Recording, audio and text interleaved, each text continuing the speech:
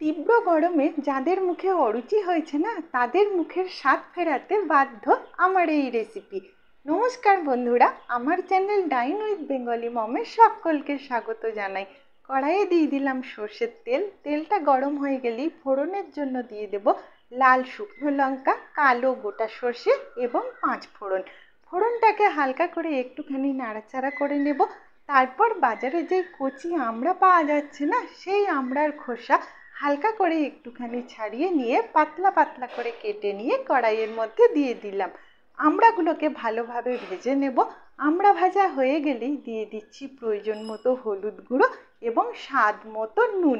নুন দেবার পর দিচ্ছি কিছুটা পরিমাণ জল দিয়ে ঢাকনা দিয়ে মিডিয়াম ফ্লেমে অন্তত 5 থেকে 6 মিনিট মতো আমি এটাকে কুক করে নেব। আর কচি আমড়া না খুব সহজেই সেদ্ধ হয়ে যায়। এবার মশলা বানানোর পালা। মিক্সিং জারের মধ্যে দিয়ে দিলাম 3 চামচ মতো পোস্ত। সামান্য একটুখানি জল দিয়ে পোস্তর একটা ফাইন পেস্ট বানিয়ে নিলাম। একটা বাটির মধ্যে নিয়ে নিচ্ছি 1 চামচ মতো সর্ষে বাটা, যেটা আমি আগে থেকেই বেটে রেখেছিলাম, এবং 2 চামচ মতো পোস্ত বাটা।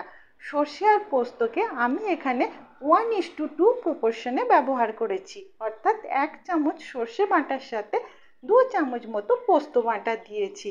এবার ঢাকনাটাকে খুলে নিয়ে যেই মশলার মিশ্রণটা বানিয়ে রেখেছিলাম সেটা দিয়ে দিলাম। দিচ্ছি স্বাদ মতো আখের গুড়। গুড় দেওয়ার পর সব কিছুকে ভালোভাবে মিক্স করে নিয়ে অন্তত 4 থেকে 5 মিনিট মতো মিডিয়াম ফ্লেমে ফুটিয়ে নিলে টক ঝাল মিষ্টি আমড়া পোস্ত রেডি। মুখের স্বাদ ফেরাতে যার জুড়ি মেলা ভার। Just prepare it and enjoy. রেসিপিটা ভালো লাগলে একটা লাইক অতি অবশ্যই করবে এবং আমার চ্যানেলকে সাবস্ক্রাইব করে নেবে। ধন্যবাদ।